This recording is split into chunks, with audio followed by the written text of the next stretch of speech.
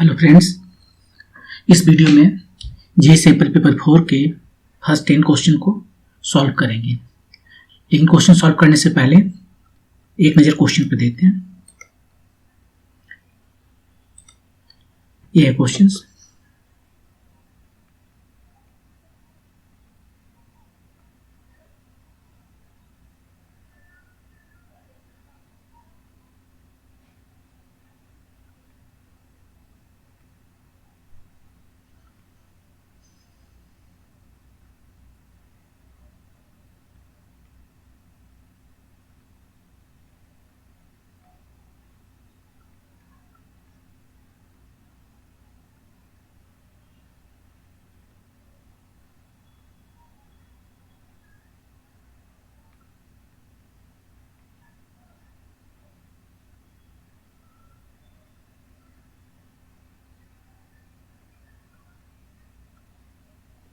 तो ये थे क्वेश्चंस।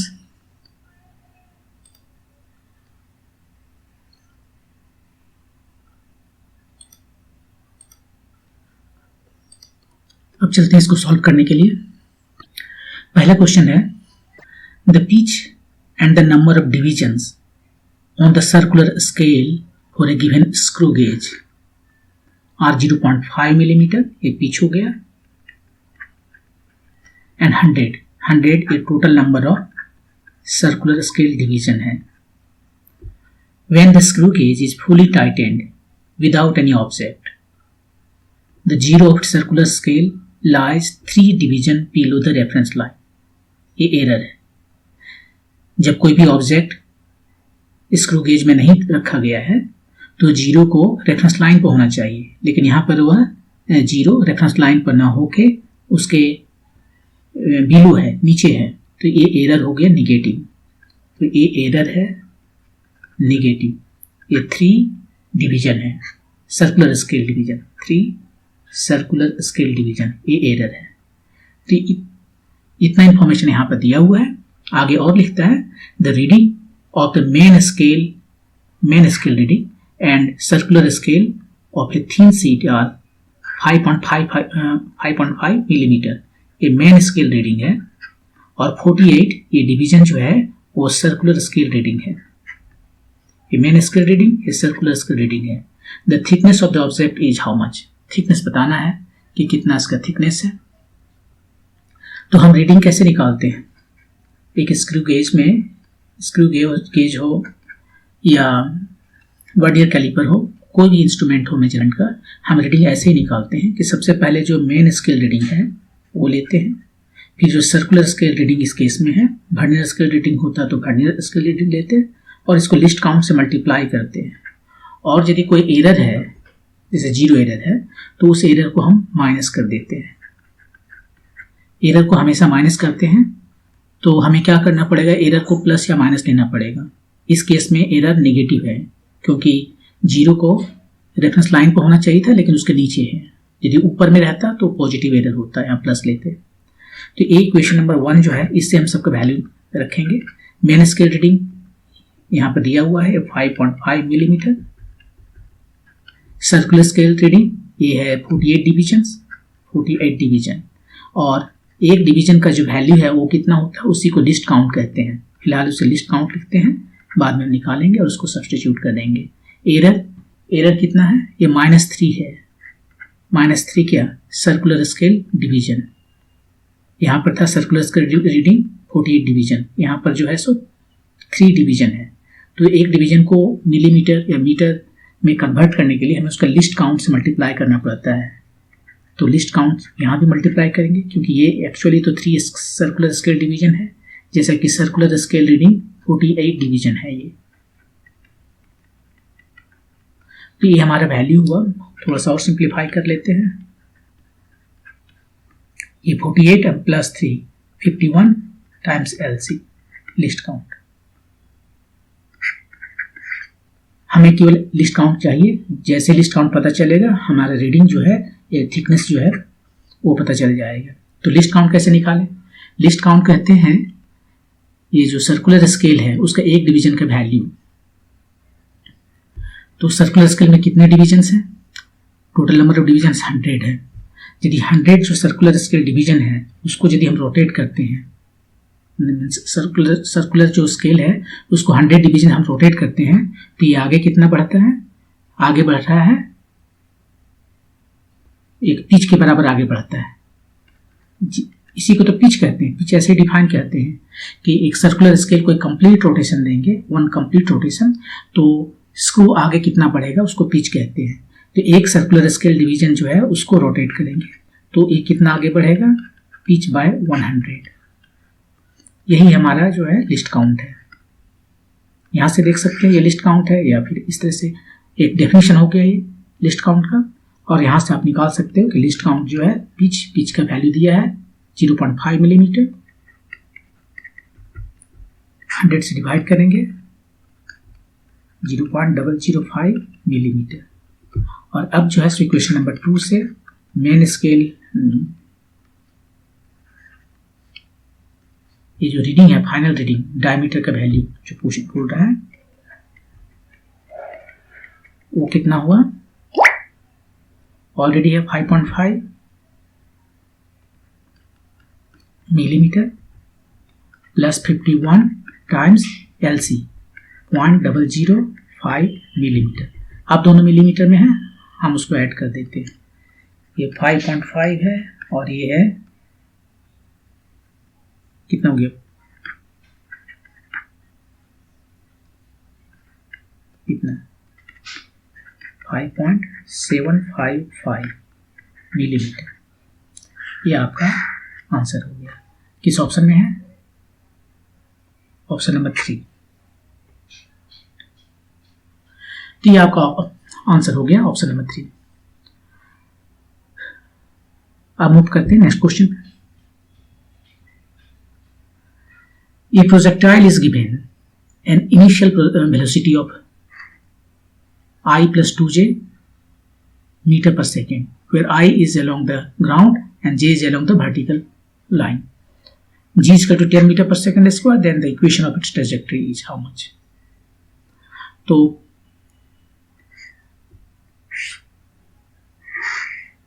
ये हमारा प्रोजेक्टाइल है, ये स्पीड जो है सो दिया हुआ है इसका I प्लस 2j इतना मीटर पर सेकेंड, ये u का वैल्यू दिया हुआ है,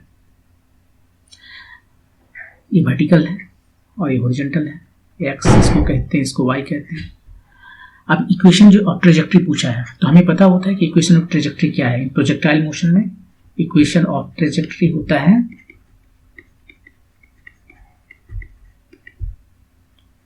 y is equal to x tan theta minus g x square by 2u square cos square theta।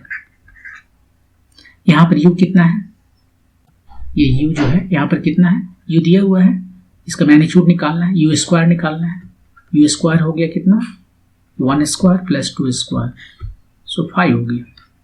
g पता है, u पता हो गया, tan थीटा केवल पता करना है। ये जो वेक्टर दिया हुआ है, ये वेलोसिटी जो दिया हुआ है, इधर है वेलोसिटी, इसका दो कंपोनेंट है, ये u है, इसका x कंपोनेंट है, y कंपोनेंट है। x कंपोनेंट 1 है, y कंपोनेंट 2 है, ये x एक्सिस, ये y एक्सिस है। ये एंगल थीटा जो है x एक्सिस के साथ जो बनाता है, यहाँ पर ये एंगल थीटा x एक्सिस के साथ जो बनाता है वो कितना है, ये होगा vy बाई vx। और vy कितना है यहाँ पर देख के बता सकते हैं, 2/1। सो tan थीटा जो है हमें पता हो गया 2/1। cos थीटा कितना होगा, ये tan थीटा जो है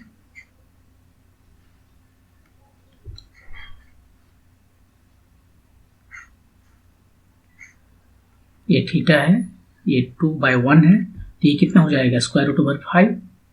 और तब यहां से हम cos थीटा कर सकते हैं 1/√5। सबका वैल्यू रख देंगे, tan थीटा का वैल्यू पता हो गया, cos का पता हो गया, u का पता हो गया, g पता है, सबके वैल्यू रखते हैं। x वेरिएबल है, tan थीटा ये 2 g tan x square by 2 u square यहाँ से 5 है, cos थीटा 1/√5, तो स्क्वायर करेंगे तो 1 स्क्वायर यहाँ 5 हो गया, और ये आ गया 2x माइनस ये 5 5 चला गया, ये 2 5 10 हो गया, एक्स स्क्वायर कहाँ लिखा है, वो एक्स स्क्वायर, तो 5x² ये हो गया equation of trajectory in terms of x y. तो ऑप्शन कौन हो गया, y equal to 2x minus 5x², y equal to 2x minus 5² option number 2। तो इसमें एक हम सिंपली यूज किए जो फॉर्मूला इक्वेशन ऑफ ट्रेजेक्ट्री का है। यहाँ पर जो है सारे वैल्यूज जैसे टेन थीटा का वैल्यू हम निकाल लिए, ये u का वैल्यू दिया हुआ है इन terms of vector i plus 2j।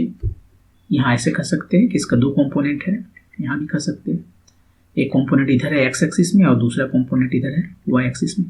तो टेन थीटा हो गया 2/1 यहाँ से, और टेन थीटा हमें पता है तो कॉस थीटा भी पता कर सकते हैं।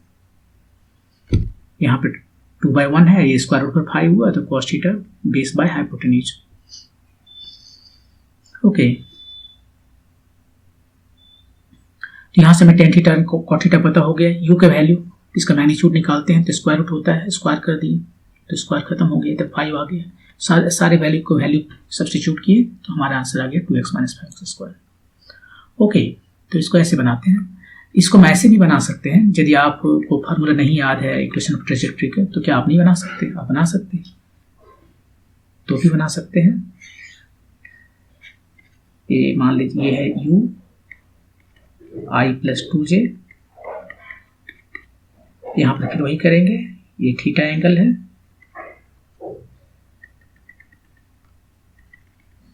ये ui हुआ, ये ux हुआ, इसको ux कहते हैं, और ये uy है।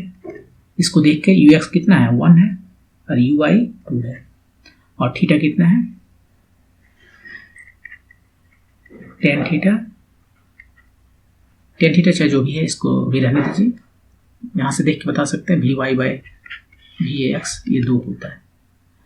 आपकी इसका इक्वेशन ऑफ ट्रेजेक्ट्री बताना है, इसका मतलब है कि कोई पर्टिकुलर पोजीशन पर, यहाँ पर मान लेते हैं कोई भी कहीं भी हो सकता है, आर्बिट्ररी पोजीशन पर ये पॉइंट P है, इसका एक्स वाई कोऑर्डिनेट हमें बताना है। तो एक्स वाई कोऑर्डिनेट इसका है, मतलब ये डिस्टेंस हुआ x और ये डिस्टेंस हुआ y, राइट। अब हम क्या करते हैं, यहाँ हॉरिजॉन्टल मोशन कंसीडर करते हैं। मानते हैं कि यहाँ से यहाँ तक आने में से टाइम t लगा है, तो ये x क्या है, इधर देखिए मेरे पास 2 कंपोनेंट है वेलोसिटी के, एक है x कंपोनेंट और एक है y कंपोनेंट।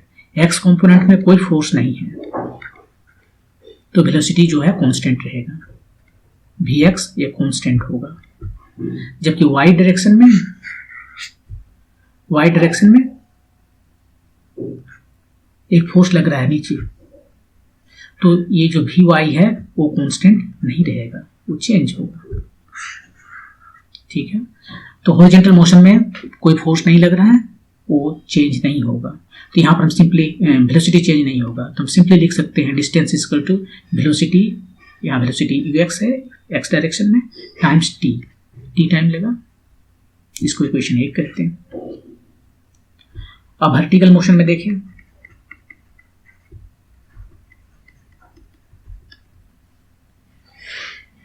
वर्टिकल मोशन में जो है y तक गया है t टाइम में, वही यहाँ पर हम फार्मूला लगाएंगे ut प्लस हाफ at² का फार्मूला, ये फार्मूला है, इसको हम यूज करेंगे। और y कितना है, y तो y है, इनिशियल वैल्यू कितना है u, y डायरेक्शन में uy टाइम t लगा प्लस हाफ, a कितना है, ये माइनस g है, g माइनस है क्योंकि u ऊपर जा रहा है, y ऊपर में है या g नीचे है, टाइम t लगा, यहाँ से टाइम को निकाल के यहाँ सब्स्टिट्यूट कर देंगे, uy अभी लिखते हैं, और t को हम क्या लिख देंगे x बाय ux प्लस में माइनस हाफ जी, t का वैल्यू फिर यहाँ से x by ux square. uy कितना है देख लीजिए, यहाँ से uy जो है सो 2 है और ये 1 है, uy 2 है, ये 1 है, ये x हुआ, हाफ g का वैल्यू 10 है, क्वेश्चन में दिया हुआ है, ये x है, ux का वैल्यू 1 है, ux का वैल्यू 1 है। तो 2x माइनस 5x स्क्वायर, ये इक्वेशन ऑफ ट्रेजेक्ट्री है। तो आप इसको ऐसे भी निकाल सकते हैं।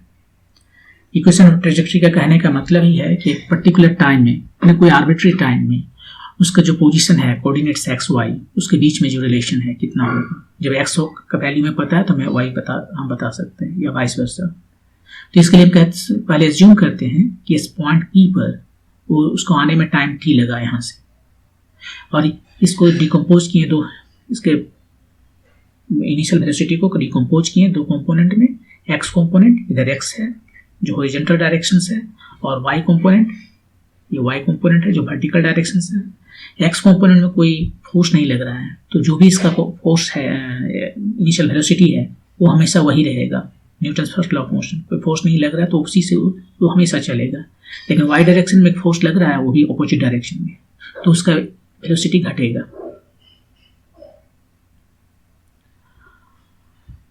ओके, तो इस पॉइंट यहाँ तक आने में से टी टाइम लगा, तो हम हॉरिजॉन्टल और वर्टिकल ये दोनों मोशन को सेपरेटली कंसीडर करेंगे। तो जब हॉरिजॉन्टल मोशन कंसीडर करते हैं तो यहाँ पर हम सिंपली फार्मूला लगा सकते हैं, distance equal to u velocity times t. Same formula है, केवल ये फर्स्ट टर्म, यहाँ एक्सलेशन नहीं है तो ये टर्म सेकंड टर्म गायब हो गया। और वर्टिकल मोशन में पूरा फार्मूला लगाना पड़ेगा, आधा से काम नहीं चलेगा क्योंकि यहाँ एक्सलेशन है। और वैल्यू सब रखते हैं, इनिशियल वेलोसिटी क्या है u y time t plus ये एक्सलेशन है जो है सो ऑपोजिट डायरेक्शन में है, बॉल ऊपर जा रहा है और फोर्स उस पर नीचे लग रहा है, एक्सलेशन उस पर नीचे लग रहा है, तो माइनस जी के है टी स्क्वायर। यहाँ से टी निकाल के सब्सटीट्यूट किए और सारे वैल्यू को रख दिए, तो हमारा इक्वेशन ऑफ मोशन आ गया, y equal to 2x minus 5x square. Okay, अब मूव करते हैं नेक्स्ट क्वेश्चन पे।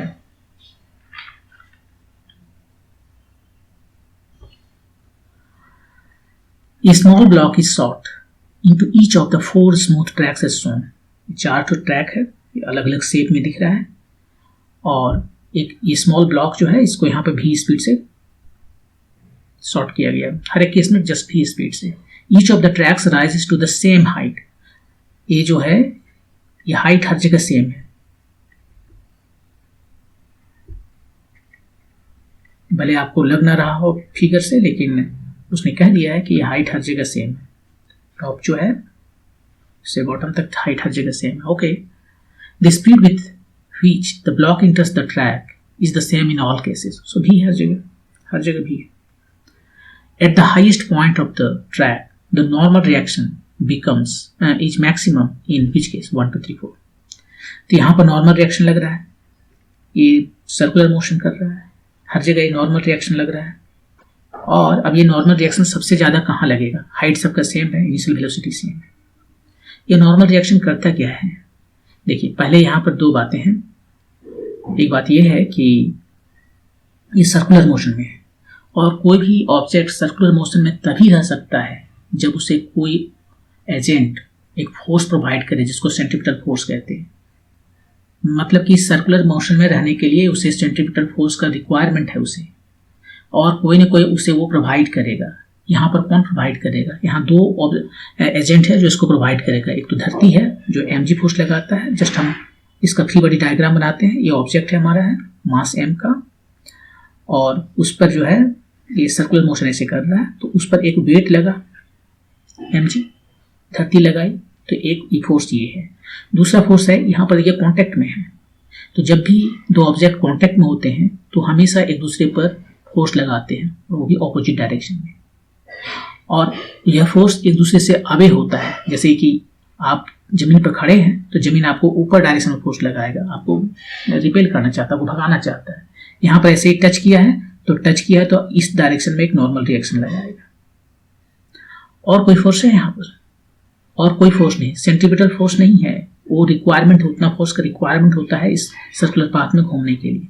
तो फोर्स यहाँ पर 2 ही ऑब्जेक्ट है जिसने लगाया, एक तो धरती ने लगाया mg, और दूसरा धरती है यहाँ, ये सारे जो है धरती पर बातें हो रही है, और दूसरा एक कांटेक्ट में है, तो ये नॉर्मल रिएक्शन।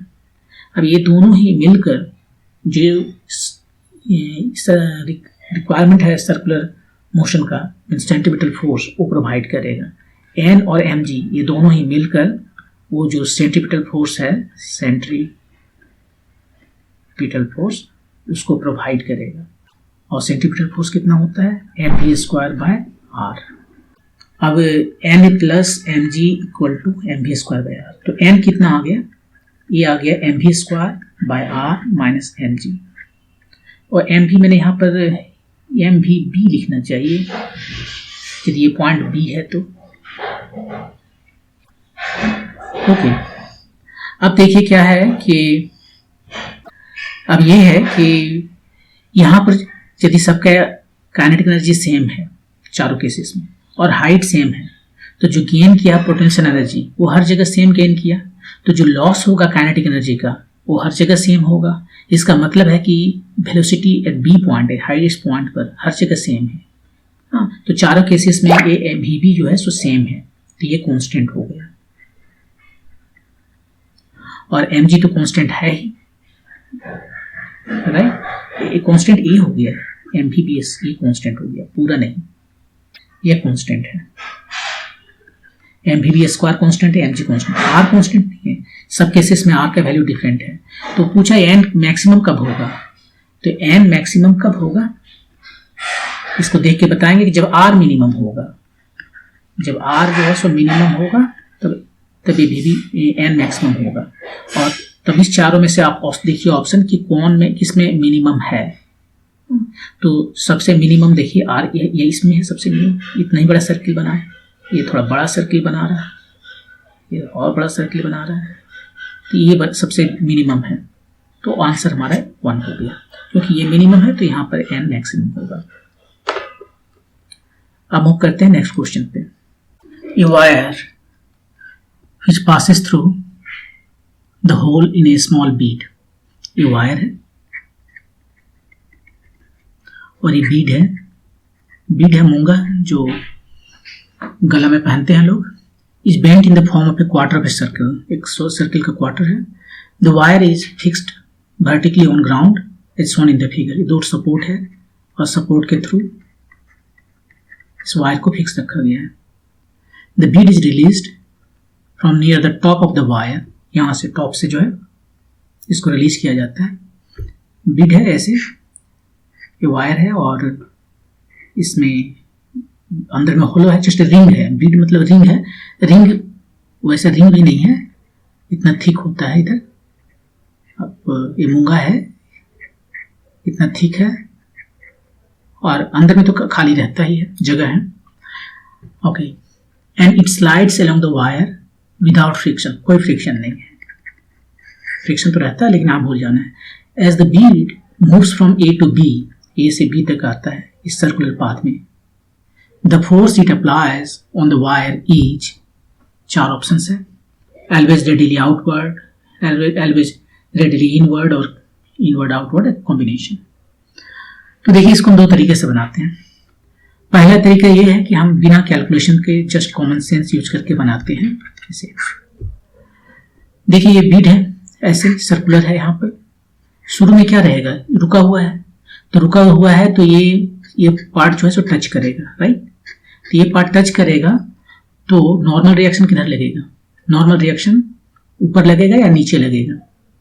देखिए इस वायर के अंदर से वायर गया है और ऊपर से ये टच कर रहा है, तो ऊपर से टच कर रहा है तो ये वायर जो है इस पर ऊपर में नॉर्मल रिएक्शन लगाएगा।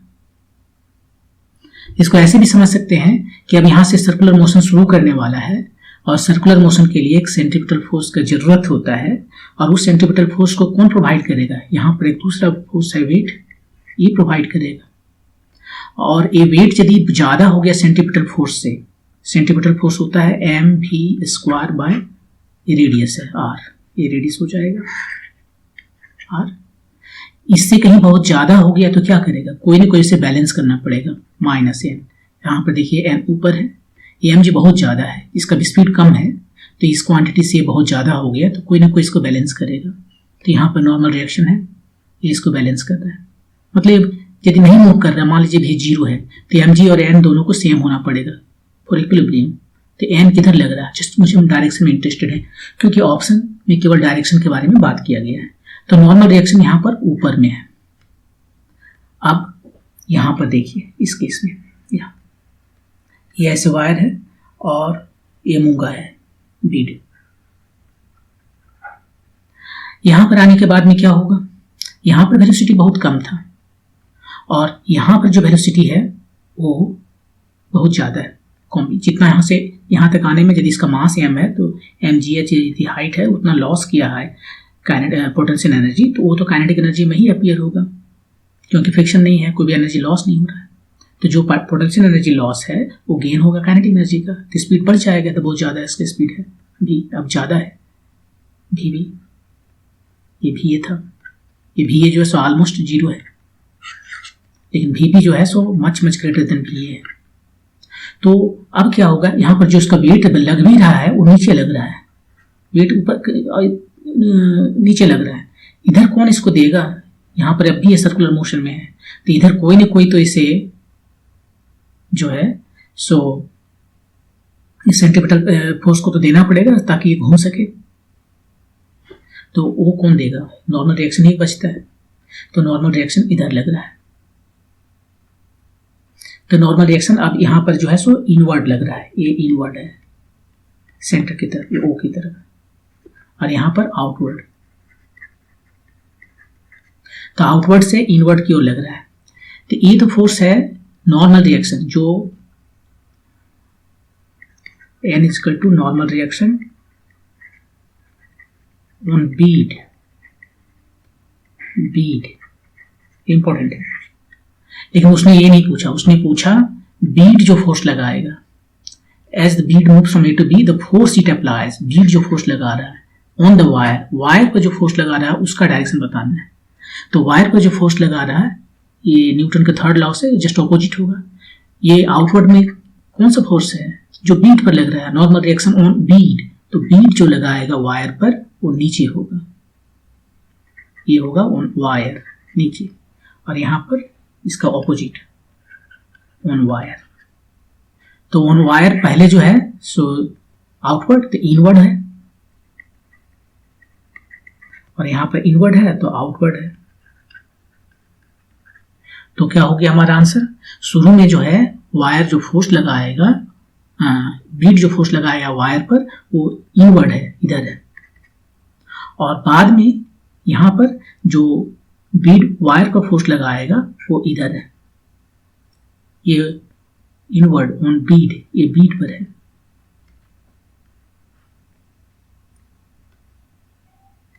इनवर्ड फोर्स ऑन बीड, तो यही हमारा आंसर है। शुरू में वायर पर जो फोर्स लगेगा बाय बीड वो इनवर्ड है और बाद में outward. Initially radially inward initially और radially outward later on, option number 4। तो इसको मैं ऐसे ही समझ लिए कि बिना किसी कैलकुलेशन के दो केसेस, एक्सट्रीम केसेस लेते हैं ए और बी। ए पर इसका वेलोसिटी 0 है, तो उसका बीट को वेट को बैलेंस करेगा नॉर्मल रिएक्शन। तो नॉर्मल रिएक्शन जो बीट पर लग रहा है वो रेडियली आउटवर्ड है, इस डायरेक्शन में है, तो वायर पर जो फोर्स लगेगा वो नीचे लगेगा, radially inward, radially inward initially. और यहां पर आने के बाद में अब फोर्स ये जो है सो जो वेट लग रहा है वो तो नीचे लग रहा है और वो उससे सेंट्रीपिटल फोर्स प्रोवाइड करेगा नहीं, तो किसी न किसी को तो करना पड़ेगा। अब यहाँ पर एक ही दूसरा एजेंट बचा है, वो है वायर, तो वायर इस पर फोर्स इधर लगाएगा। तो न्यूटन थर्ड लॉ से बीड वायर पर फोर्स किधर लगाएगा, वायर पर फोर्स इधर लगाएगा, ये वाला डायरेक्शन है।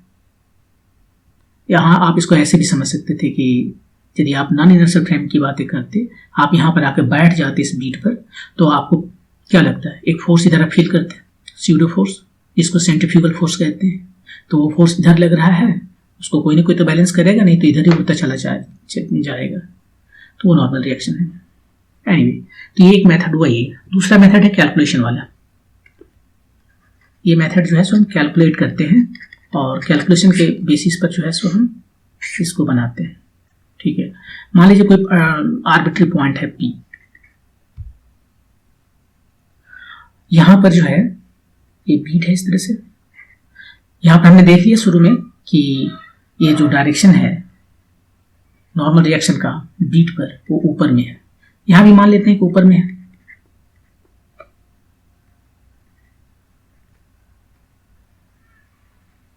और दूसरा है इसका वेट। यही दो फोर्सेस हैं। और ये जो एंगल है इधर इसका कंपोनेंट हो जाएगा। ये यदि थीटा है तो ये अल्टरनेट एंगल थीटा हुआ। तो इस mg का एक कंपोनेंट इधर हो गया mg cos थीटा, एक फोर्स नॉर्मल रिएक्शन हुआ। और इस डायरेक्शन में हमारा सेंट्रीपिटल फोर्स है। तो mg cos theta minus n, ये दोनों मिलकर ये जो रिजल्टेंट है वो देगा रिक्वायर्ड सेंट्रीपिटल फोर्स जो इसे चाहिए सर्कुलर पाथ में मूव करने के लिए, mv²/r।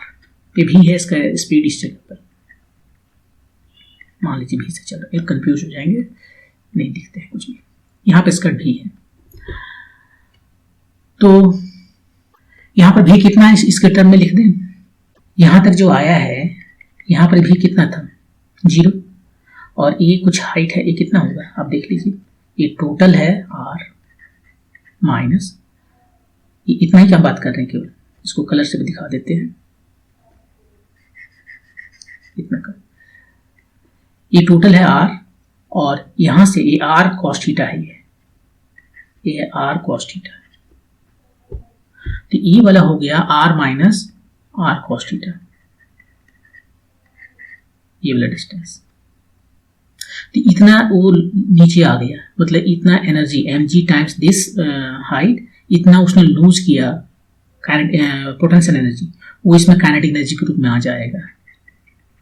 Loss of potential energy from B to P, ये पॉइंट P कहते हैं, equal to gain in kinetic energy.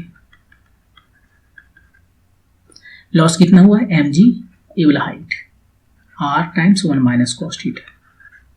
और गेन कितना काइनेटिक एनर्जी हुआ, अभी है हाफ mv² p पर, और शुरू में था 0। तो यहां से v² में पता चल गया 2gr 1 माइनस cos थीटा, ये mm कट गया, ये v² पता चल गया। अब इस v² को जो है हम यहां पर रख देते हैं।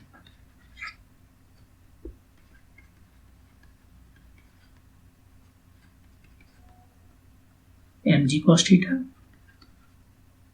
Minus n m by r, अब v² की जगह इतना वैल्यू रख देते हैं 1 minus cos theta.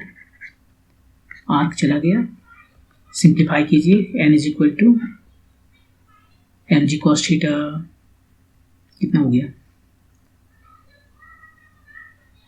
2mg cos theta, 3mg cos theta minus 2mgr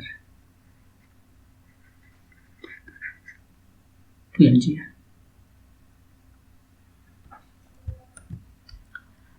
तो इतना इसका n का वैल्यू हुआ। अब देखिए थीटा जैसे जैसे बढ़ेगा, ये तो कांस्टेंट है, ये cos थीटा है, जैसे जैसे थीटा बढ़ेगा ये वैल्यू कम होता जाएगा, और एक ऐसा समय आएगा जब n 0 हो जाएगा, ये दोनों सेम हो जाएगा। अभी 3mg है, यहाँ r होना चाहिए था, नहीं r तो कट गया, तो r यहाँ भी नहीं होगा। ये फोर्स है तो हर जगह फोर्स होना चाहिए, ये फोर्स सही है। डायमेंशन हम चेक कर सकते हैं, ये फोर्स है, ये भी फोर्स है, cos थीटा का कोई डायमेंशन नहीं है, ये भी फोर्स है। ओके, तो ये 2mg है, 3mg cos थीटा है, शुरू में थीटा 0 है तो 3mg है, ज़्यादा है, n पॉजिटिव वैल्यू है। लेकिन एक ऐसा समय आएगा जब ये cos थीटा का वैल्यू हो जाएगा 2/3, और तब जब 2/3 हो जाएगा तो ये हो जाएगा mg, ये हो जाएगा 2mg, n नेगेटिव हो गया, 2mg की जगह नहीं, तब 0 हो जाएगा ना। तो n 0 कब होगा देख लीजिए, n 0 होगा जब cos थीटा 2/3 है। थीटा कितना होता है, ये अराउंड 50 डिग्री आएगा। तो अराउंड 50 डिग्री पर ये जो है सो 0 हो गया। थीटा यदि उससे ज़्यादा हो गया तो यह निगेटिव हो जाएगा। निगेटिव का मतलब डायरेक्शन वो चेंज कर लेगा अपना। अभी इसका डायरेक्शन जो है इधर है, अब डायरेक्शन इधर हो जाएगा। तो देखा आपने, एन का जो डायरेक्शन शुरू में आउटवर्ड है और बाद में इनवर्ड है। और जो फोर्स ये नॉर्मल रिएक्शन लगा रहा है कौन, वायर, तो वायर पर ये भी नॉर्मल रिएक्शन लगाएगा। तो वायर पर जो फोर्स है, सो पहले लिख लेते हैं एन इनिशियली आउटवर्ड, वो भी रेडियली आउटवर्ड, रेडियस के डायरेक्शन में आउटवर्ड, और लेटर ऑन इनवर्ड। तो ये है एन ऑन बीड। तो इसी से हम निकालेंगे जो n normal reaction on wire. शुरू में इसका उल्टा, डायरेक्शन उल्टा, आउटवर्ड है तो इनवर्ड, इनवर्ड एंड बाद में लेटर में आउटवर्ड। तो इसमें ऐसे ही निकाल ली। कोई भी पर्टिकुलर क्वांटिटी, एंगल थीटा है, यहाँ पर इसको mg cos theta minus n जो है सो प्रोवाइड कर रहा है सेंट्रीपिटल फोर्स। ये भी का value in terms of theta निकाल लिए। यहाँ इतना लॉस हुआ काइनेटिक पोटेंशियल एनर्जी का, तो गेन हुआ काइनेटिक एनर्जी का, हाफ एम वी स्क्वायर। ये वी स्क्वायर निकाल के इसमें सब्सटीट्यूट किए। एन का वैल्यू इतना आया। एन का वैल्यू कांस्टेंट नहीं है, एन का जो है सो फंक्शन है थीटा का। जैसे जैसे थीटा बढ़ेगा फर्स्ट टर्म घटेगा और सेकेंड टर्म तो फिक्स्ड है। तो एक ऐसा समय आएगा जब ये एन 0 हो जाएगा, और वो कब आएगा जब कॉस थीटा 2/3 होगा, मतलब थीटा कॉस इनवर्स 2/3 जो कि 50 डिग्री के करीबन होता है। तो 50 डिग्री के पहले तक जो है सो एन किधर लग रहा है, आउटवर्ड, रेडियली आउटवर्ड।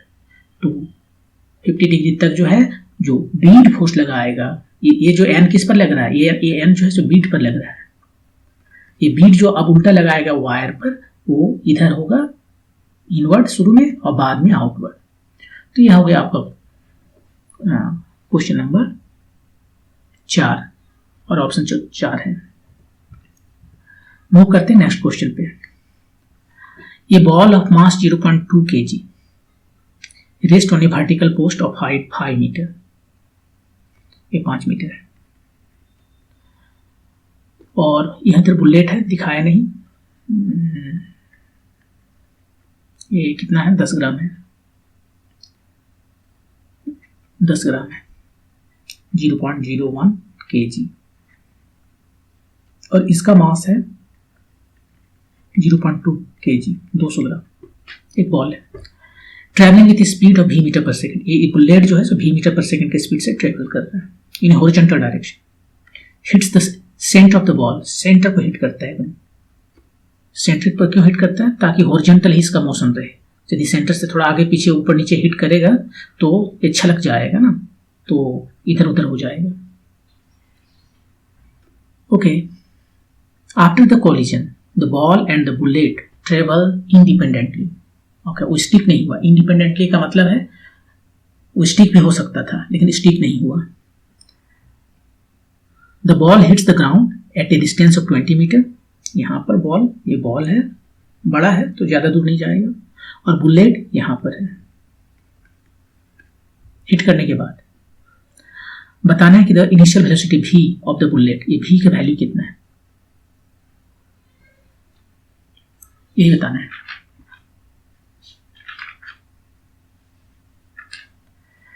देखिए क्या करते हैं, कॉलिजन जब भी होता है तो एनर्जी कंजर्व हो भी सकता है, नहीं भी हो सकता है। यदि एनर्जी कंजर्व्ड है, जो मैं बात कर रहा हूँ एनर्जी का, वो जस्ट काइनेटिक पोटेंशियल के टर्म में मैकेनिकल एनर्जी की बात कर रहा हूँ। ओवरऑल आप देखेंगे तो एनर्जी हमेशा कंजर्व्ड रहता है। लेकिन जब मैं यहाँ बोलता हूँ एनर्जी कंजर्व नहीं है, इसका मतलब है मेरा मतलब मैकेनिकल एनर्जी से है, जो कि सम ऑफ काइनेटिक और पोटेंशियल एनर्जी से है। वरना जब टोटल एनर्जी को इंक्लूड करेंगे, जैसे कि टक्कर होने के बाद क्या थोड़ा साउंड आता है, थोड़ा गर्म हो जाता है, हीट एनर्जी निकला, थोड़ा साउंड एनर्जी निकला, इन सबों को यदि आप इंक्लूड कर लेंगे, थोड़ा लाइट भी निकलेगा, सब का सब इंक्लूड कर लेंगे तो एनर्जी हमेशा कंजर्व रहता है।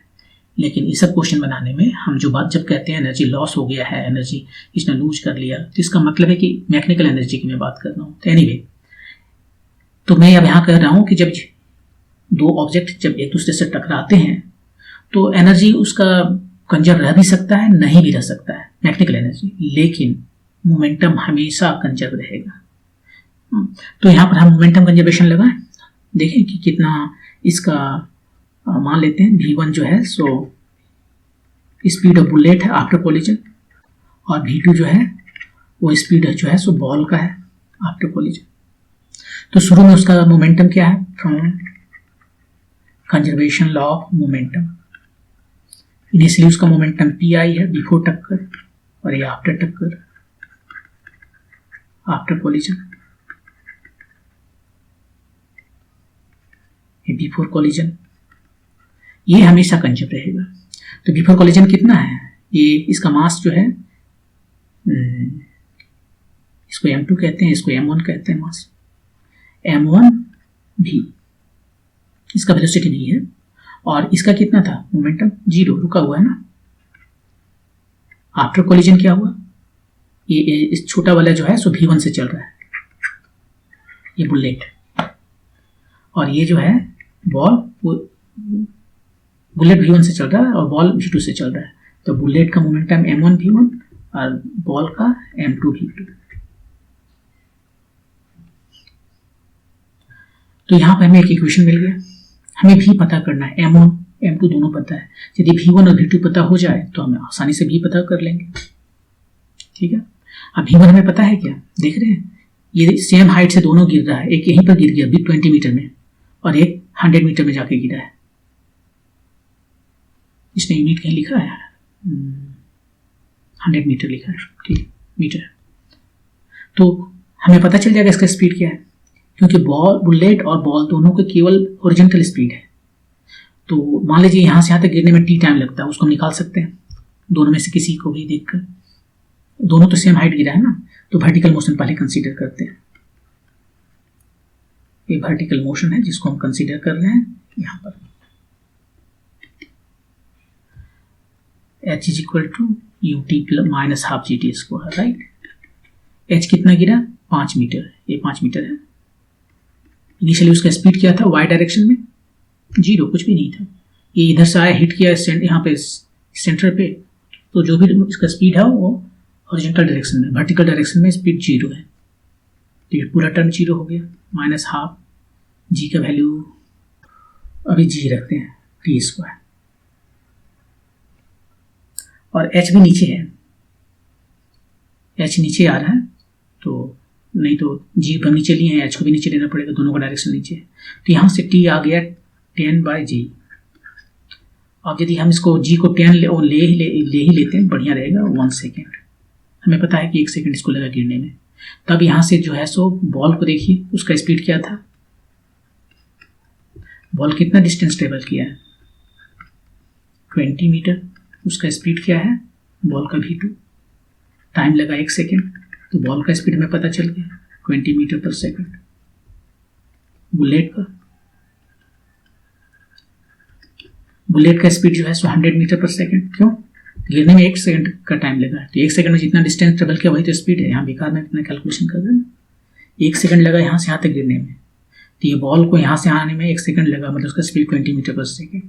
और बुलेट को यहाँ से यहाँ तक आने में 1 सेकेंड लगा, मतलब उसका स्पीड 100 मीटर पर सेकेंड। यही दोनों को यहाँ सब्स्टिट्यूट करते हैं 1 में। m1 भी ये निकालना है, m1 v1 कितना है 100, और m2 v2 है 20। तो यहां से v हमें पता चल गया, m1 तो चला गया, 100 plus m2 by m1 times 20। m2 और m1 का वैल्यू रख देते हैं।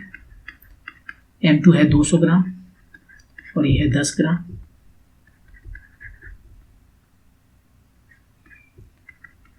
ये वो 500 मीटर पर सेकेंड v का वैल्यू आया। v मतलब ये स्पीड था बुलेट का कोलिजन के पहले, टक्कर के पहले। तो ऑप्शन नंबर 4।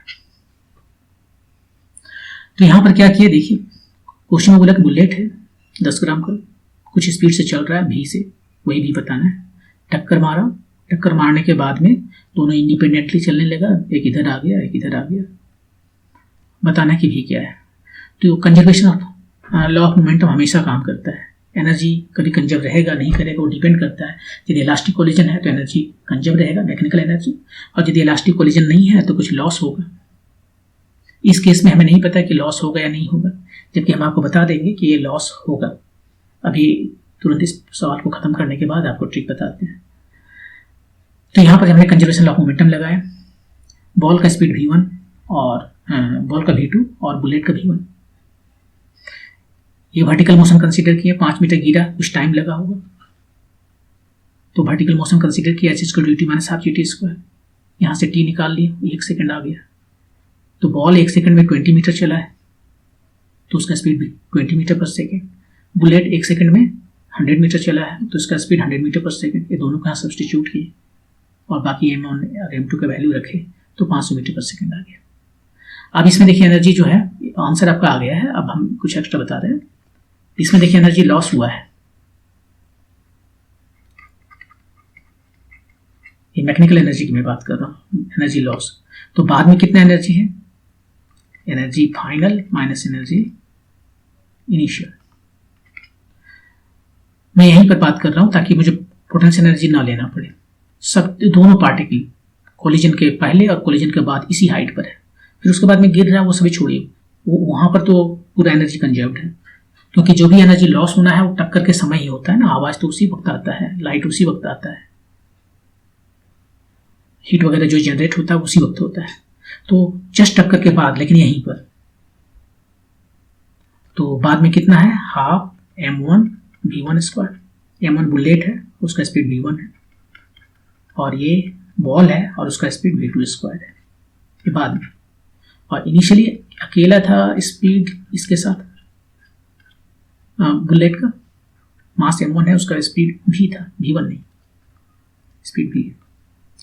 और यहाँ पर हम पोटेंशियल एनर्जी नहीं कंसीडर कर रहे हैं क्योंकि सबका सेम है पोटेंशियल एनर्जी यहाँ पर, अभी इनिशियली भी और फाइनल भी, तो उसको लेने की जरूरत नहीं हो। यदि आप लेना भी चाहेंगे तो कैंसिल आउट हो जाएगा।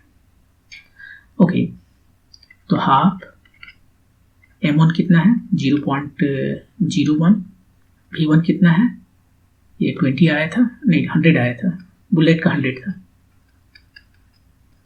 0.2 ये बॉल का मास है, इसका स्पीड था 20 माइनस हाफ 0.01 10 ग्राम, ये बुलेट है और उसका स्पीड शुरू में भी कोलिजन के पहले वो 500 मीटर आपने निकाला।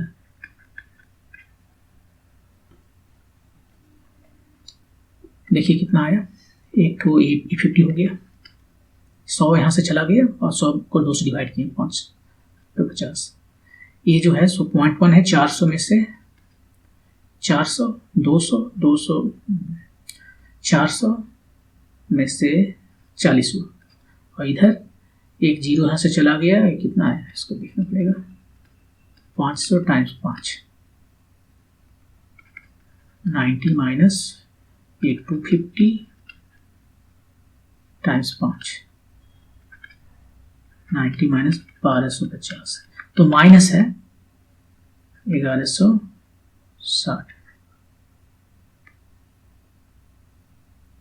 40 इतना जूल माइनस है। माइनस मतलब कि बाद में एनर्जी कम हो गया तो लॉस है, ये देखा आपने लॉस है। अब मैंने आपसे प्रॉमिस किया था कि मैं आपको बता दूंगा इसे देखकर ही कि यहाँ पे एनर्जी लॉस हुआ है नहीं, बिना किसी कैलकुलेशन के। वो कैसे, देखिए जब कोलिजन होता है और ये जो पीछे एक यहाँ पर स्टैटिक है, मान लीजिए जैसे यहाँ पर सिचुएशन है, ये बॉल जो है सो स्टैटिक है जो रोका हुआ है, और एक दूसरा ऑब्जेक्ट उधर से आया और उसको हिट किया, इसका मास इससे कम है, वो तो दे ही दिया 200 ग्राम है 10 ग्राम है। हिट करने के बाद इसे वापस आना चाहिए था। यदि परफेक्ट कोलिजन होता, इलास्टिक कोलिजन होता, तो इलास्टिक कोलिजन में हिट करने के बाद इसे वापस आना पड़ेगा। यह तब तक वापस आएगा जब तक इसका मास बढ़ाते बढ़ाते आप इसके बराबर ना कर दें। जब इसका मास को इसके बराबर कर देंगे तो ये आके इसकी जगह पर बैठ जाएगा और ये मोशन में जाएगा, मतलब वो रिप्लेस कर देगा। यदि दोनों का मास सेम होता और जो भी स्पीड था इसका 500 मीटर पर सेकेंड और परफेक्ट इलास्टिक कोलिजन है, तो यहाँ से टक्कर के बाद में ये इसकी जगह बैठ जाता और ये चल देता आगे। लेकिन यदि इसका मास इससे कम होता, जैसे m1 जो है अभी जैसा है, तब m1 को पीछे आना चाहिए था, ये पीछे नहीं आया। परफेक्ट इलास्टिक कोलिजन में से पीछे आना था, इसलिए यहाँ पर एनर्जी का लॉस हुआ है। यदि पीछे आता तब डिपेंडिंग होने कितना स्पीड से आ रहा है वहां पर भी एनर्जी का लॉस हो सकता था, लेकिन अभी बहुत ज्यादा एनर्जी का लॉस है। तो यही सब हम देख के समझ गए थे कि इसका एनर्जी का लॉस होना है। और यदि दोनों का मास सेम हो जाता ना तो क्या होता, तो उस केस में ये आके इसकी जगह बैठ जाता बुलेट और ये चुपचाप आगे चल देता उसी स्पीड से। तो यहाँ से देख के ही बता सकते थे कि ये एनर्जी लॉस हुआ है, और तब हम काइनेटिक एनर्जी कंजर्व करने की कोशिश नहीं करते या मैकेनिकल एनर्जी। एनीवे, मूव करते हैं नेक्स्ट क्वेश्चन पे। Question number 6, a ball is spinning with angular acceleration alpha is equal to 6t square minus 2t। Alpha angular acceleration है और वो कांस्टेंट नहीं है, वेरिएबल है, टाइम का फंक्शन है, where t is in second and alpha is in radian per second square. At t is equal to 0, the ball has angular velocity of 10 radian per second. Angular velocity t is equal to 0 हम wg बोलते हैं, omega 0, 10 radian per second.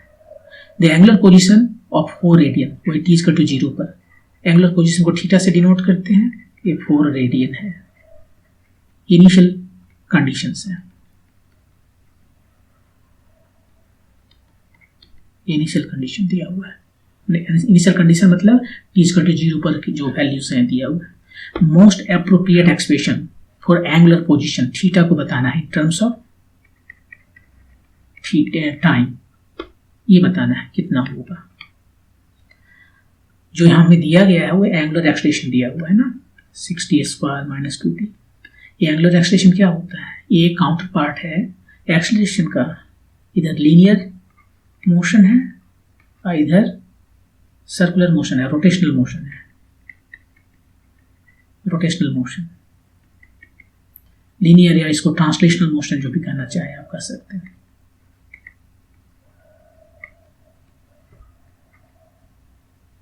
Okay, तो यहां पर जो काम acceleration करता है वो यहां पर एंगुलर एक्सेलरेशन करता है।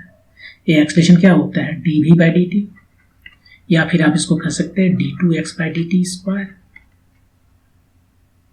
ये d बाई डी टी भी को लिख सकते हैं dx बाई डी टी, ये डिस्प्लेसमेंट है, ये वेलोसिटी है,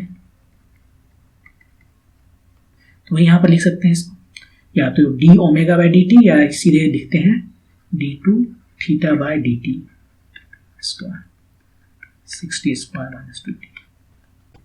अब इसको दो बार यदि हम इंटीग्रेट कर दें तो हमें थीटा निकल जाएगा इन टर्म्स ऑफ टी। आप यहाँ पर देखिए कि जो भी फॉर्मूला से हैं v equal to u plus a t, finally theta निकालना है तो यहाँ पर इसके इक्विवेलेंट होता है s h to t t plus half a t square. ये सारे फार्मूला आप नहीं लगा सकते, क्यों?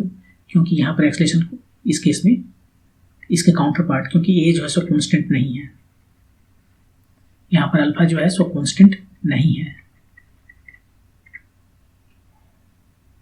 ये कांस्टेंट नहीं है, तो हम इस तरह का कोई भी फार्मूला नहीं लगा सकते। ये ट्राई नहीं कर सकते कि theta equal to omega 0 t plus half a t square half alpha t square, इस तरह का फार्मूला हम नहीं लगा सकते क्योंकि फिक्स ये को कांस्टेंट नहीं है। एनीवे, तो इसको डिफरेंशिएट करना पड़ेगा, दोनों तरफ जो है डिफरेंशिएट करते हैं with respect to time. T equal to 0 पर यहाँ पर इसका वैल्यू क्या है, एक बार डिफरेंशिएट करेंगे तो क्या मिलेगा, या इसमें यदि कंफ्यूजन लग रहा है आपको तो हम इसको ऐसे कर देते हैं, पहले ओमेगा के टर्म में लिखते हैं, अल्फा को लिख सकते हैं D omega by D T, इसको डी टी से हम इंटीग्रेट करते हैं। टी इक्वल टू 0 पर ए डी ओमेगा कितना है? ओमेगा 0, और बोल दिया ना, वैल्यू बाद में रख देंगे। और टी इक्वल टू टी पर ये ओमेगा कितना है, कुछ है वैल्यू, ये हो गया डी ओमेगा, ओमेगा 0 2 ओमेगा, और इधर हो गया आपका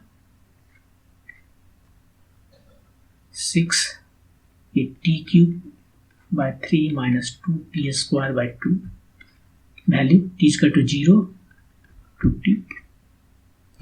इसका वैल्यू यदि हम सब्स्टिट्यूट करते हैं तो ओमेगा माइनस ओमेगा 0, और इधर हो गया 2 T cube minus T square,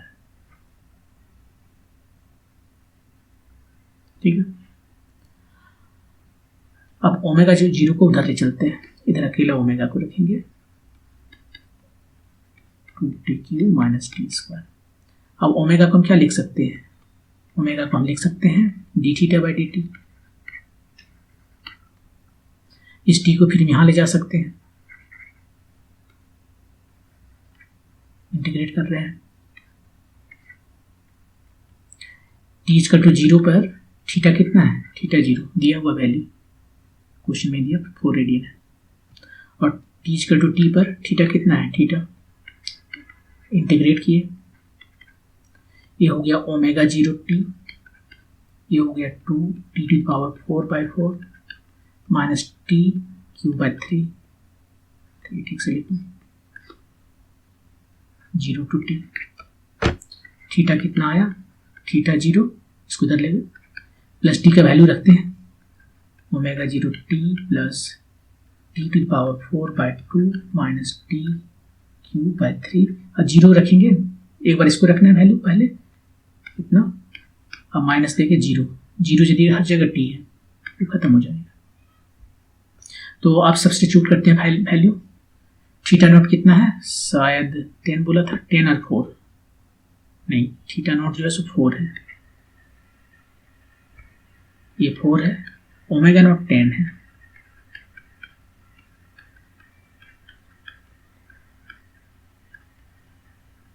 तो फाइनली जो वैल्यू आया वो कितना आया, इसको सजा के रखते हैं, पहले maximum power, second maximum power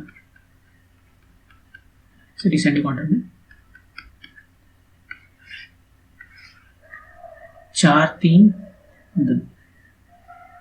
देखते हैं कौन सा है, t⁴/2 माइनस t⁵3/3, हाँ 2 तो मैच किया, 10t+4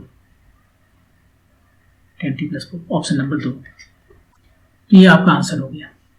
तो इसमें कुछ करना नहीं था, इसको 2 बार इंटीग्रेट करना था, और जो इनिशियल कंडीशंस दिया हुआ है फर्स्ट इंटीग्रेशन के बाद में जो हमें मिलता है एंगुलर वेलोसिटी, उसका इनिशियल वैल्यू दिया हुआ है जो हम सब्स्टिट्यूट कर देंगे, और सेकेंड टाइम जब इंटीग्रेशन करेंगे तो हमें थीटा मिलेगा और उसका इनिशियल वैल्यू थीटा नॉट जो है t=0 उसको सब्स्टिट्यूट करेंगे, और तब हमें फाइनली एक्सलेशन ये angular position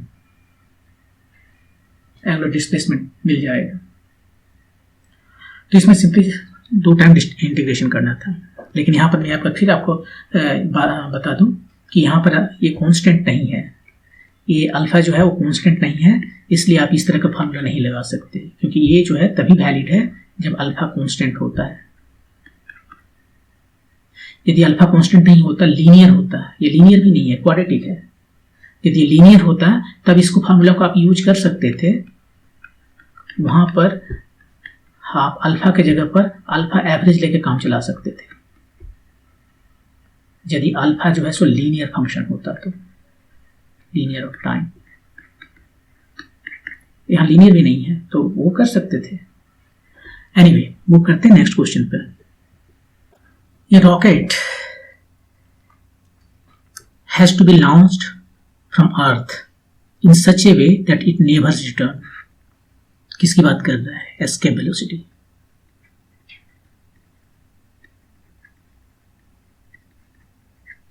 If E is the minimum energy delivered by the rocket launcher, what should be the minimum energy that the launcher should have if the same rocket is to be launched from the surface of the moon?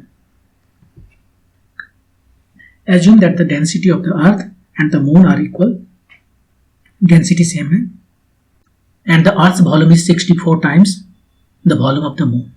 ये volume है अर्थ का, वो 64 times है moon का, वो तो होना ही है, वो धरती बड़ा है, नहीं तो धरती मून के चारों ओर चक्कर लगाती। ई का वैल्यू मून पर कितना होगा, धरती पर जो उसका वैल्यू है एनर्जी लॉन्चर का वो ई है, और ये मून पर कितना होगा, ये क्वेश्चन है। हम एज्यूम करते हैं कि ये रॉकेट के पास जो भी एनर्जी है वो सब का सब वो इम्पार्ट कर दे रहा है रॉकेट, लॉन्चर के पास जो एनर्जी है, ये एनर्जी है वो उसने सब का सब दे दिया। ये पॉसिबल नहीं है, क्योंकि कोई भी इंजन कार्नोट इंजन से ज़्यादा नहीं हो सकता, राइट। किसी भी इंजन का एफिशिएंसी 100% नहीं हो सकता, लेकिन यहाँ पे एज्यूम करते हैं कि एफिशिएंसी जो है सो 100% है। ये रॉकेट लॉन्चर का जो एफिशिएंसी है वो 100% है, हम एज्यूम कर लेते हैं पर मैं कैलकुलेशन के लिए। एनीवे, नाउ तो ये जो कितना एनर्जी देगा रॉकेट को, क्यों कभी वापस ना आए, तो आपको पता है कितना एनर्जी देगा। 2 तरीके से आप निकाल सकते हैं। पहले तो आपको पता है कि वो एनर्जी जो रॉकेट को मिलना चाहिए, जो लॉन्चर का है वही रॉकेट का है, राइट, वो है ½ mv/v एस्केप वेलोसिटी। वो कितना है, एस्केप वेलोसिटी कितना होता है, √/r²। 2gr स्क्वायर किया, हाफ m टाइम्स 2gr, ये 2 चला गया, m g का वैल्यू रखते हैं कैपिटल Gm बाय r, धरती का रेडियस है। इसके लिए ई हम सफिक्स यूज करेंगे, मास भी ई करेंगे, ये भी करेंगे क्योंकि मून भी है, और यहाँ पर आर ई, एक तो चला गया, फाइनली जो हमें आया वो कितना आया, Gm E m, ये किसका मास है, ये रॉकेट का मास है,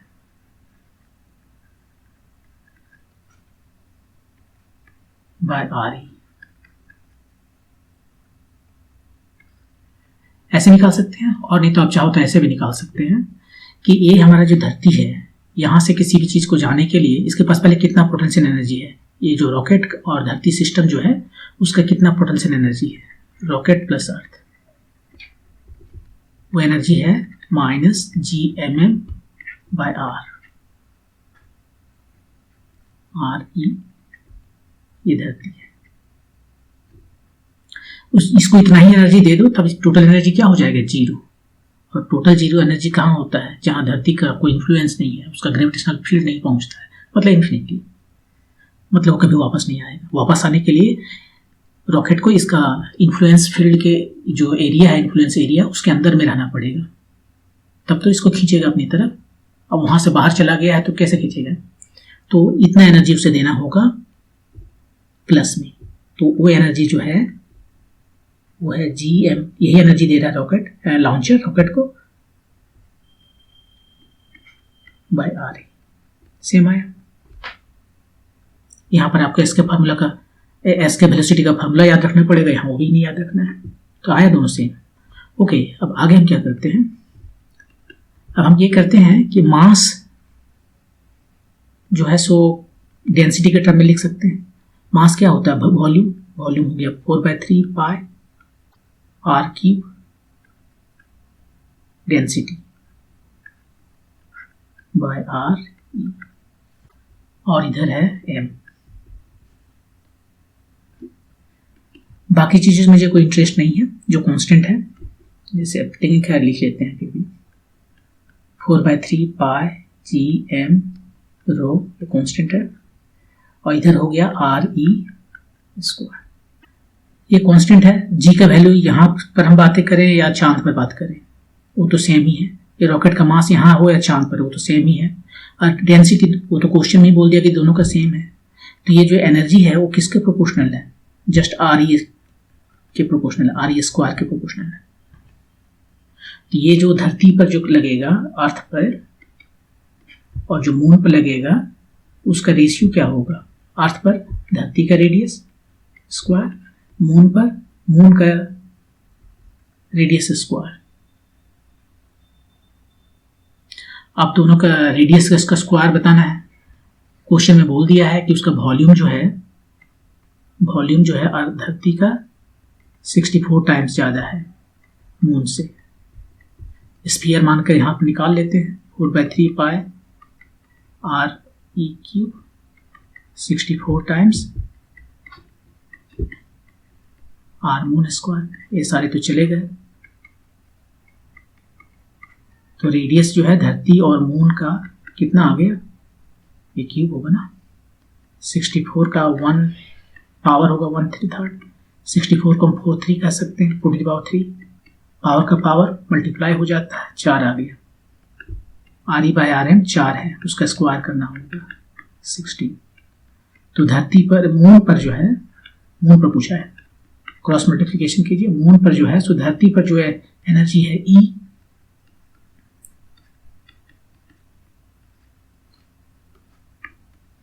उसका 16th टाइम लगेगा, ये था E धरती पर, और 16 टाइम लगेगा मून पर, ऑप्शन नंबर 2। मूव करते हैं नेक्स्ट क्वेश्चन पे। In the given figure a mass capital M is attached to a horizontal spring which is fixed on the other side to a rigid support, दिखाया हुआ है। The spring constant of the spring is K, लिखा हुआ है। The mass oscillates on a frictionless surface with time period T. अभी अकेला ये है, म्यू यहां पर बना लेते हैं फिगर ऐसे। इसको सोच लीजिए कि स्ट्रेट है,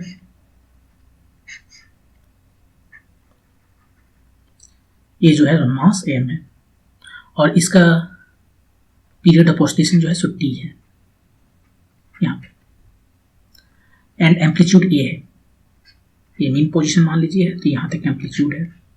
ये दो चीजें दिया हुआ है, एम्पलीट्यूड और पीरियड ऑफ ऑसिलेशन टी दिया हुआ है अकेला मास कैपिटल एम के लिए। When the small m is, when the mass is in equilibrium position, equilibrium position में है एक्स इज इक्वल टू 0 पर, as shown in the figure, another mass small m को इस पर gently fixed upon it, धीरे से बहुत आहिस्ते के साथ इसको ऊपर रख दिया।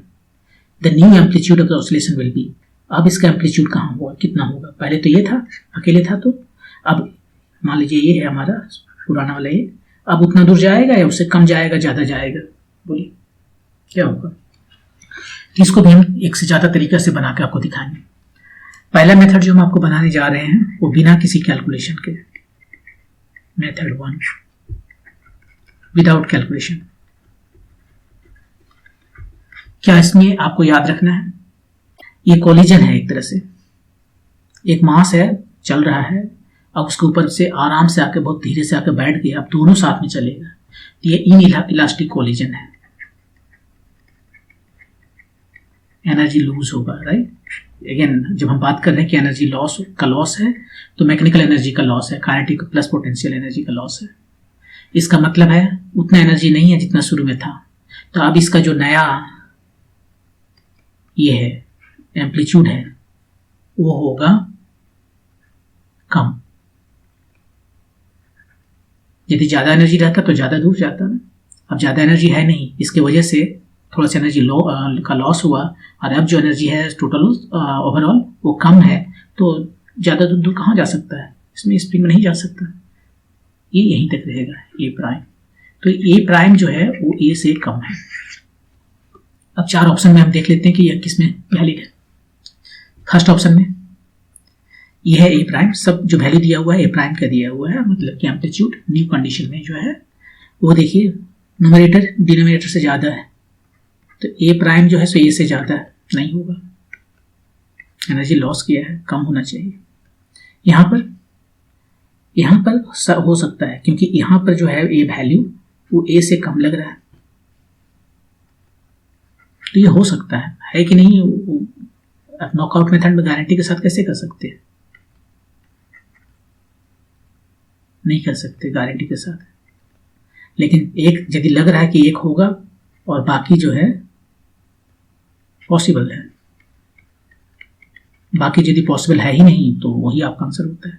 इस केस में देखिए न्यूमरेटर कम पड़ गया डिनोमिनेटर से, मतलब यहां पर भी जो है सो ए कम है, यहां भी कम है, यहां भी कम है, यहां पर ये डिनोमिनेटर कम हो गया, मतलब ए जो है से 1 से ज्यादा हो गया, ये बिल्कुल नहीं हुआ जैसे, वैसे ए बिल्कुल नहीं होगा। ये हो सकता है, ये भी हो सकता है, तो दोनों में से कौन सही होगा? कोई एक ही सही है। तो आप थोड़ा सा और सोचते हैं, ये जो स्मॉल एम जिसको ऊपर में रखा गया है, छोटा सा मास बोला, क्या हमें छोटा ही रख सकते हैं, बड़ा मास नहीं रख सकते क्या? माने कि छोटा ही डेंस, इसका मास कैपिटल एम है तो उससे भी ज्यादा मास का, लेकिन एरिया छोटा लिया हुआ, हैवी मेटल जैसा, इसको ऊपर रख देंगे तो क्या फर्क पड़ता है? कुछ नहीं। तो यहाँ पर एम को यदि कैपिटल एम से बड़ा रखेंगे तो ये वैल्यू ही इमेजिनरी हो जाएगा, तो ये सब स्मॉल एम के लिए काम नहीं करेगा, लेकिन ये स्मॉल एम का एम से छोटा रखो, बड़ा रखो, कुछ भी रखो, ये हर केस में ए से छोटा होगा। तो यही एक विएबल जो ऑप्शन है कि जो हो सकता है, बाकी तीनों तो नहीं हुआ, तो ये आपका आंसर 2 होगा। तो यहाँ पर हमने बस एक ही फैक्ट का यूज किया कि न्यू एम्पलीट्यूड जो है ए प्राइम वो पुराने एम्पलीट्यूड से कम है, और वो सारे 4 ऑप्शंस में एक एक करके हमने देख लिया कि किस में कम है। तो 2 में तो बिल्कुल कम नहीं है, ज़्यादा है, 2 में कम है, लेकिन एक केस में एम का वैल्यू जो स्मॉल एम का वैल्यू हम वैरी करते हैं, तो जब एम से कैपिटल एम से बड़ा होता है तो कोई सॉल्यूशन ही नहीं देता, वो इमेजिनरी हो जाता है, तो उसको ऐसे इसलिए हम फैक्टर आउट कर दिए, हटा दिए इसको। तो एक ही ऑप्शन हमारे पास बचा है। तो ये था नॉकआउट मेथड या ऑप्ट आउट मेथड, जो भी कहना चाहो। अब हम इसका रियल कैलकुलेशन करते हैं। अब चलते हैं इसका रियल कैलकुलेशन करने के लिए। वो जो पूरा का पूरा एक्सप्रेशन लाएंगे, यहाँ पर फिगर बना ले थोड़ा, नहीं तो बार बार पीछे जाना पड़ेगा।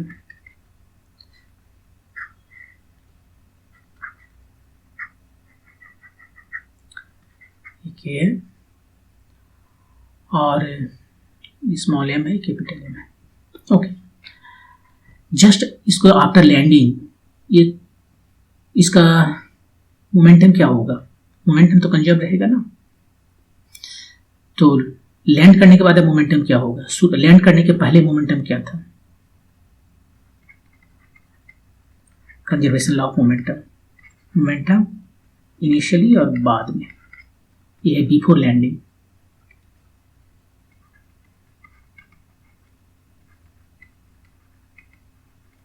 और ये आफ्टर लैंडिंग।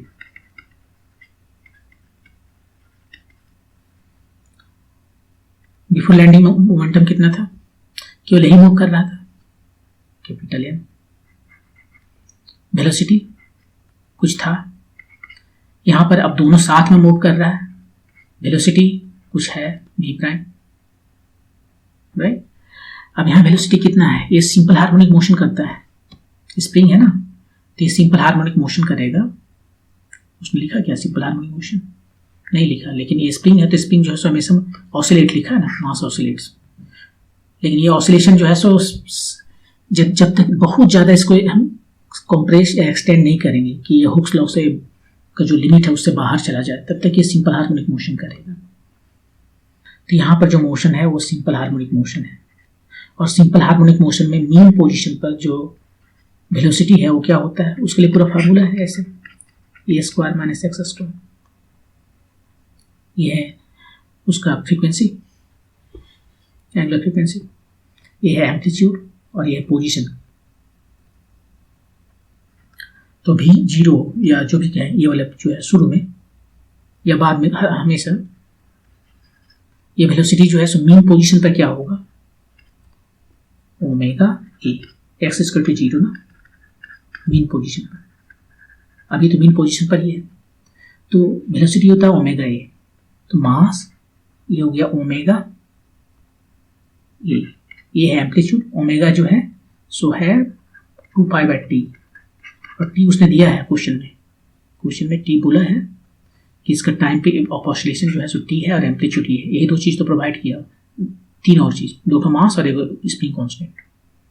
यहाँ पर 3 लिखा हुआ है, तो ये दिया हुआ है। अब जब है दोनों को इस पर हम दे दिए, तब ए वेलोसिटी क्या हो जाएगा? Omega prime A prime. यही सेम फार्मूला लिख लें, लेकिन ओमेगा अब चेंज कर जाएगा। क्यों? क्योंकि टी क्या होता है? टी होता है स्प्रिंग मास सिस्टम में m/k, मास पर डिपेंड करता है। मास मैंने बढ़ा दिया तो टी का घट जाएगा ना। और यह है ए प्राइम, तो यहां से हमें एम ए प्राइम निकल जाएगा। ये ओमेगा को हम लिखते हैं यहाँ पर 2π/t के टर्म में। ओमेगा उसने नहीं कहा ना, ये बोला है, ठीक है, m plus small m।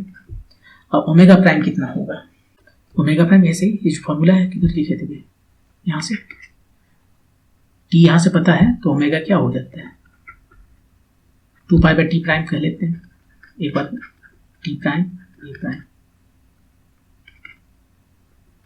m plus m 2π a π, और टी प्राइम का वैल्यू यहाँ से लिखते हैं। टी प्राइम का वैल्यू हो जाएगा 2π, मास अब की हो गया दोनों का सम, और शुरू का मास कैपिटल एम था, स्मॉल एम तो बाद में आया। तो कितना हो गया? 2π मास दोनों का और के। ओके, ये 2π चला गया।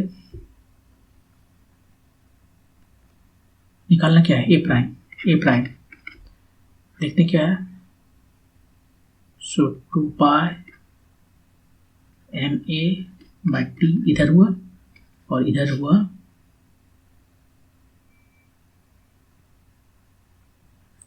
M plus m square root में के, और ये है M plus m, 2 pi by t M a M plus m और के, ये नीचे के है, टी को हम लिख सकते हैं 2 pi root over M by k, बाकी सब्जियों का त्यों 1 बाय के एम प्लस एम।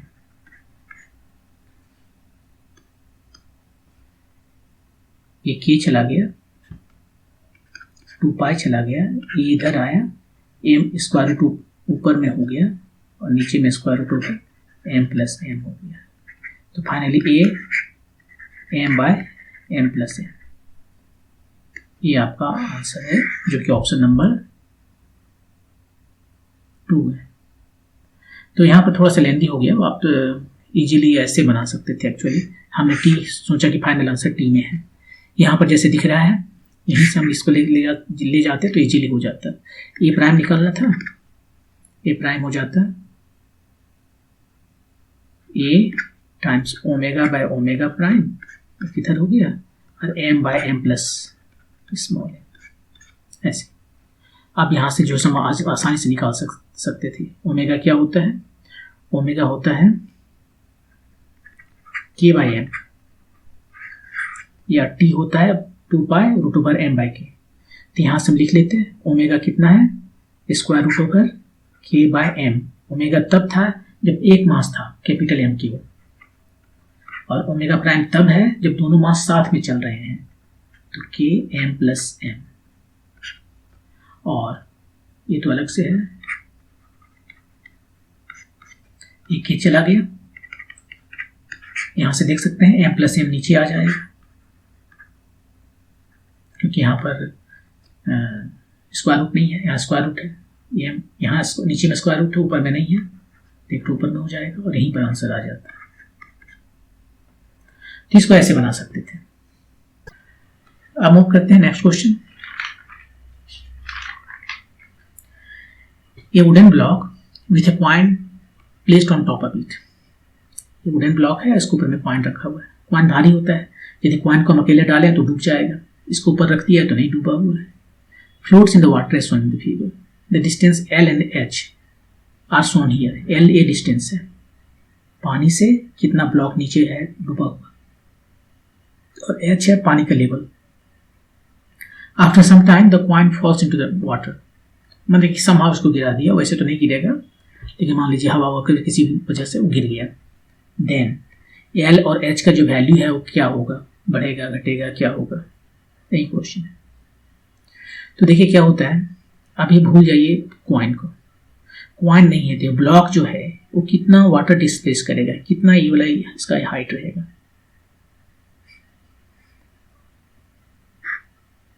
ये जो ब्लॉक है वो जो डिस्प्लेस कर रहा है वाटर, वही वाटर जो है सो उसको बैलेंस किए हुए उसका वेट को, राइट। और इसका वेट को बैलेंस करने के लिए जो फोर्स चाहिए वो देता है डिस्प्लेस्ड वाटर। यदि ज़्यादा हैवी है तो ज़्यादा वाटर हमें डिस्प्लेस करना पड़ेगा। तो मान लेते हैं भी नॉट, वो वाटर का, वाटर नहीं, यहाँ पर क्या वाटर है या कोई दूसरा लिक्विड वाटर है, ठीक है। तो वाटर का जो डिस्प्लेस्ड वाटर का जो वॉल्यूम है वो भी नॉट है, जो इसको सपोर्ट कर रहा है, भी not rho g equal to m जी।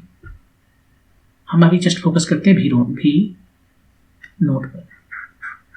भी नॉट वाटर डिस्प्लेसमेंट चाहिए टू सपोर्ट ब्लॉक को, जस्ट ब्लॉक को। अब उसके ऊपर हमने क्वाइन रख दिया तो थोड़ा और डूबेगा, राइट। अब हो गया भी नॉट प्लस कुछ और बोलते हैं स्मॉल भी। तो अब ये जो सपोर्ट कर रहा है ब्लॉक को भी और क्वाइन को भी, तो ये स्मॉल जो भी है ये डिस्प्लेसमेंट हुआ है क्वाइन की वजह से। तो शुरू में इसका अकेला था भी नॉट, इस क्वाइन इसके ऊपर डाल दिए तो भी नॉट प्लस भी। तो ये भी नॉट निकालने के लिए एल का एक वैल्यू होगा, अब भी नॉट प्लस भी इतना डिस्प्लेसमेंट के लिए एल का वैल्यू ज़्यादा होगा। अब आते हैं क्वेश्चन पर। ये तो है हमारा केस 1 जब वो डूबा नहीं है। केस 2 अब क्वाइंस ड्रॉप्स इन वाटर, पानी में डूब गया। तो अब जो है ये ब्लॉक वो कितना जो है सो वॉल्यूम को डिस्प्लेस करेगा, जस्ट वी नॉट। शुरू में कितना कर रहा था, V not plus small V, आप जो है वो जस्ट वी नॉट करेगा।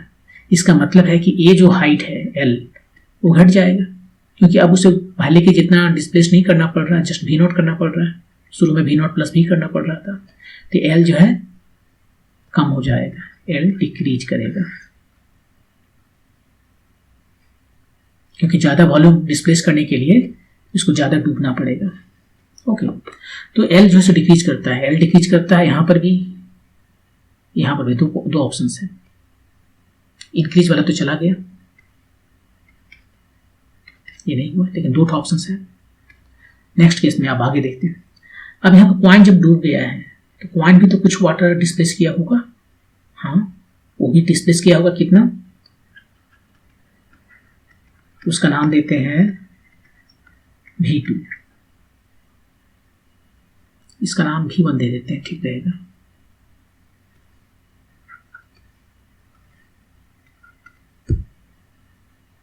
ये V2 डिस्प्लेस करता है और वो डूब भी जाता है। इसका मतलब है कि ये एनफ डिस्प्लेसमेंट नहीं है जो क्वाइन को रोक सके। तो ये डिस्प्लेसमेंट जो है वाटर का, जो V2 अमाउंट जो है वाटर जो डिस्प्लेस्ड हुआ है वो बहुत ज़्यादा नहीं है। यदि बहुत ज़्यादा रहता तो इसको डूबने नहीं देता, इसको वेट को बैलेंस कर लेता। तो लेकिन यहाँ पर वो डूब गया है, इसका मतलब V2 बहुत ज़्यादा नहीं है। शुरू में था ज़्यादा, V1 ज़्यादा था, अब V2 कम हो गया है, इसलिए तो डूबा। तो डूब गया, इसका मतलब V2 V1 से कम है, ठीक है। अब जो है सो टोटल डिस्प्लेसमेंट कितना है इस केस में, सेकंड केस में टोटल वाटर का जो डिस्प्लेसमेंट है वो कितना है, डिस्प्लेस्ड वाटर का जो वॉल्यूम है वो कितना है, वो है पहले तो V0 है, वो तो ब्लॉक को संभालने के लिए V0 रहेगा ही। और ये पानी में डूब गया क्वाइन, तो क्वाइन जितना डिस्प्लेस किया V2। ये शुरू का जो सिचुएशन था V0 प्लस V1 उससे ज़्यादा है या कम है, कम है, क्योंकि V2 कम है V1 से। V0 तो दोनों सेम है, लेकिन V2 कम है V1 से, इसलिए तो डूबा, ये तो डूबता नहीं। तो अब जो है सो टोटल जो डिस्प्लेसमेंट है वाटर का, वाटर जो डिस्प्लेस्ड वाटर है उसका वॉल्यूम कम है, इसका मतलब ये टोटल हाइट ये कम हो जाएगा, तो H भी डिक्रीज करेगा, दोनों डिक्रीज करेगा। ये हो गया आपका answer. Next question, question number 10। A closed organ pipe of length L and a open organ pipe of contains gases of density ρ1 and ρ2। ये क्लोज्ड है, ये ओपन ऑर्गन पाइप है, यहाँ पर डेंसिटी ρ2 है और यहाँ पर डेंसिटी ρ1 है। The compressibility of gases are equal. Compressibility जो है वो होता है 1 बाय बल्क मॉडुलस, वो दोनों का सेम है, इसका मतलब है बल्क मॉडुलस सेम है। Both the pipes are vibrating in their first overtone with the same frequency. इसका जो फर्स्ट ओवरटोन है, फर्स्ट ओवरटोन क्या होता है हम लिख देते हैं पहले, उसके बाद में ये क्लोज्ड ऑर्गन पाइप है और ये ओपन ऑर्गन पाइप। अब यहाँ पर जो इसका फ्रीक्वेंसीज आते हैं यहाँ से वो होते हैं न्यू एन इसका जो 2n-1, ये v1 velocity bye 4l1, l1 इसका ये है लेंथ, l1 नहीं l है, क्वेश्चन में दिया हुआ है l है। और इसका जो है सो पूछा l2 क्या होगा। यहाँ पर जो दोनों जगह ओपन है तो इसका फ्रीक्वेंसी होता है n times v by 2l, l यहाँ पर l2 है